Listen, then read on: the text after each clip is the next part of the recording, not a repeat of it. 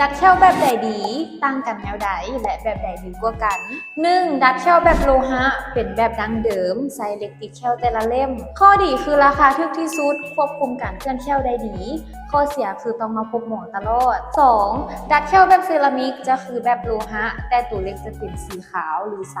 ข้อดีงามกว่าและบ่โดดเด่นเกินข้อเสียคือราคาแพงกว่าแบบโลหะและแตกง่ายกว่า 3. ดัดแค่วแบบดามอนด์เป็นเหล็กที่มีระบบล็อกโดยตนเองบ่ต้องใส่อย่างฮัดข้อดีคือเจ็บง่อยกว่าแค่วเคลื่อนได้ไวกว่าข้อเสียคือราคาสูงกว่าแบบทั่วไป